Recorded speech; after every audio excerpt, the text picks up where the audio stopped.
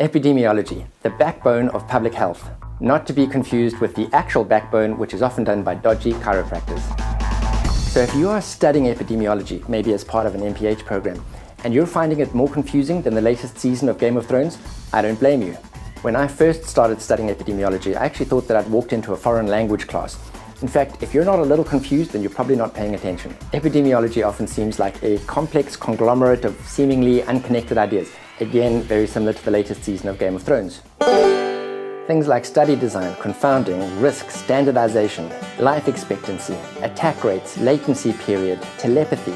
Okay, not telepathy, I was just trying to make sure that you're paying attention. What I'm going to do is I'm going to try and simplify epidemiology, boil it down to a one-sentence definition that's going to give you some context. It'll be like a canvas onto which you can hang these various ideas so that when you take a step back and look at the big picture, you know exactly how these things fit together. Welcome back to this Global Health YouTube channel. My name is Greg Martin. If this is your first time here, please consider subscribing. I'd love to have you as part of this community of like-minded people who want to make the world a better, safer, healthier place. Now let me start by saying this. If you're working or you want to work in public health, then you absolutely have to have at least a basic understanding of epidemiology. So epidemiology really revolves around trying to measure two things: distribution and causation, and we're going to take a closer look at each of these in just a moment. But first, a big thank you to the University of Maryland Graduate School for their support. The University of Maryland Graduate School offer a fantastic online global health certificate, which if you want to study further can be applied to an online master's degree in health sciences. So if you're wanting to study global health, but you can't take the time off work to attend a full-time course, then this is a really good option for you. Click on the link in the description below to find out more. Now, let's talk about epidemiology. We're going to start off by talking about this idea of distribution. We're interested in how various diseases or other states of health, we could be looking at a health improvement, for example, how these things are distributed in society. So if, for example, we're interested in the distribution of HIV, let's take a look at what that means. Well, we're interested in who has HIV, where physically they are, and how that might be changing over time.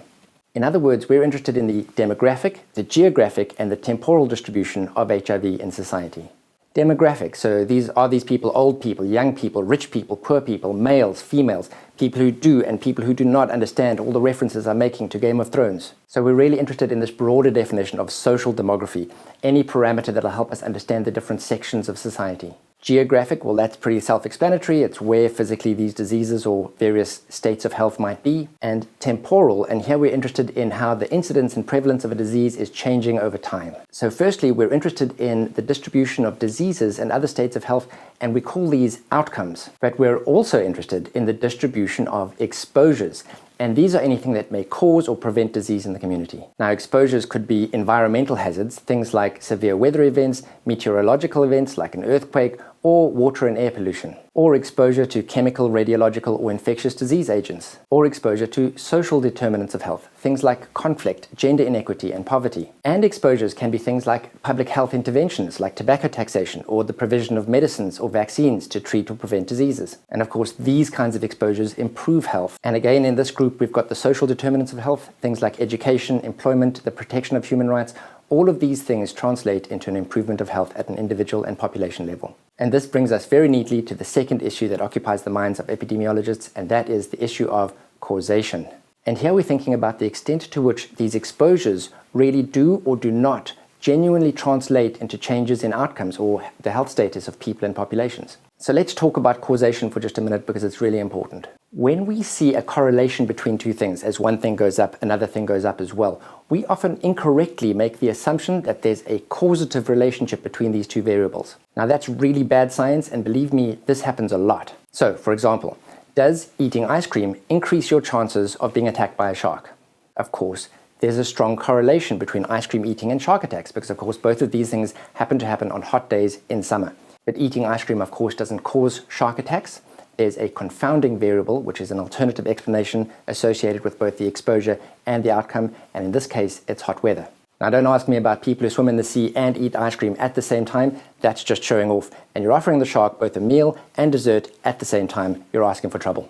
And there's quite a few other things that you need to think about when you see a correlation between two variables before you make the assumption that there's a causative relationship. And these include things like confounding that we've just talked about, but also bias, error, chance, reverse causation, p-hacking, and fraud, amongst others.